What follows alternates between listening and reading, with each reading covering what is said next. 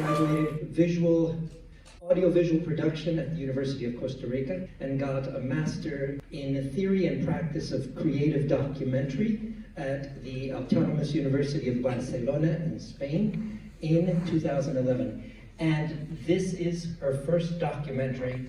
And we want to congratulate her. Thank you. Natalia, so we're going to ask her questions and have her explain the process. I received my cédula, and the process wasn't as painful, but it was as creative. So I sympathized. Could you tell us about yourself and what made you do this documentary? If you tell us a little bit more about yourself. Thank you everyone for being here and stay for the Q&A. And thank you to the theater, to Gala, thank you for inviting me. This was, I studied in Spain, as you said, like 10 years ago. There, I had to go to the immigration office to get my ID as a student. You know, and when I was there, I kind of feel like, I don't know, like it was like a weird place in Spain, you know? Like people from everywhere and from different contexts, you know. I was a student, I was like privileged and stuff, you know. I was there because I wanted to, but there was a lot of people that they were there because they need to, you know, a lot of different contexts and stuff.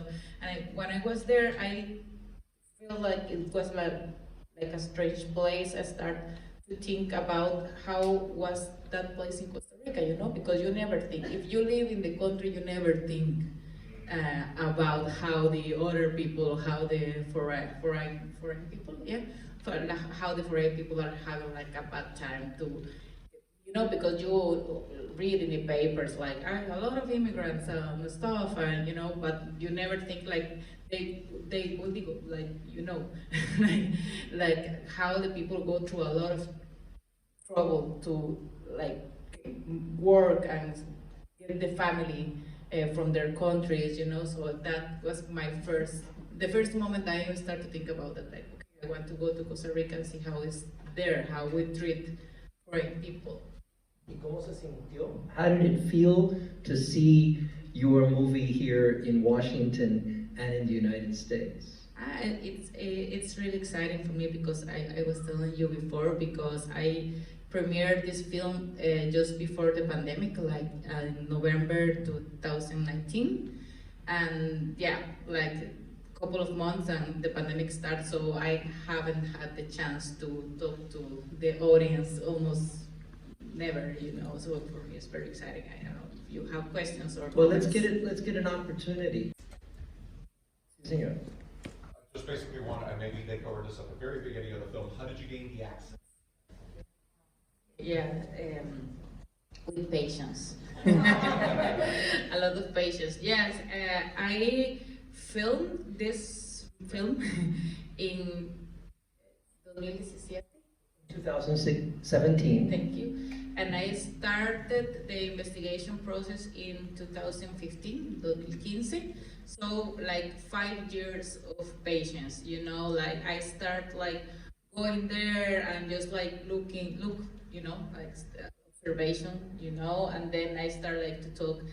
I got the confidence, well, I don't know how to say that, like, yeah, like I started to talk with the people from the communication area there in immigration, and little by little I went there and told them like, I don't want to come here and like, you know, like a television and like the news, like, oh, why this place is so awful, please tell me, you know, like looking for culpables, you know. You're looking for guilty people. Yeah, exactly. That was my idea from the beginning. I was like, okay, I want to come here and to watch people and to understand how they, I don't know, like the relationship with people, and yeah.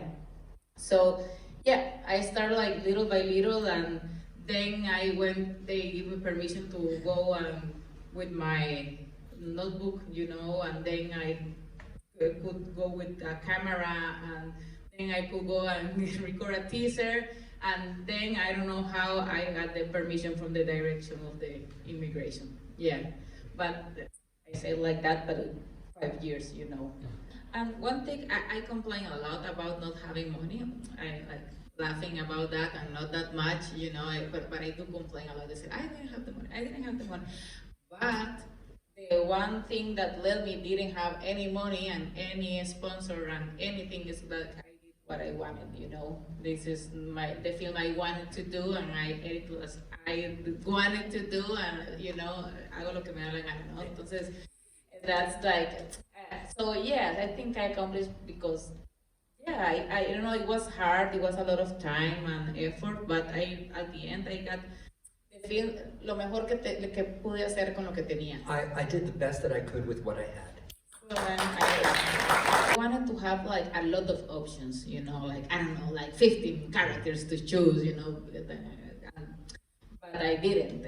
I think that was the main thing that I was worried about that, because I was like, okay, this is what it is, you know, what I get, what I film is what I get, and that's it. And we almost use every inch of the material, you know, because we didn't have a lot. So yeah, no me dio mucho espacio como para poder de pronto probar cosas. It didn't give me a lot of space. The material I had was what I had to work with, and I did what I could with that.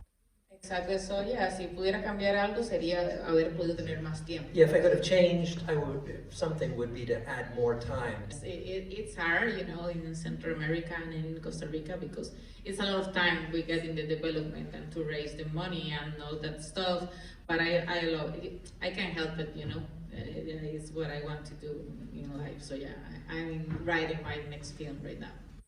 I didn't have like a script, you know, like a very like guión de hierro. No, I didn't have that. But I knew that I wanted like to follow up like the characters, and the end of the film will be the end of that, you know, like that path. But I also knew that, and that's what I wanted like to reflect in my film, is like you can never go out from immigration, you know, like it's a place like you like Kafka, I don't know how to say, like Kafkian. Yeah, exactly, like Kafka, you know, like you are always there, you can escape from that place.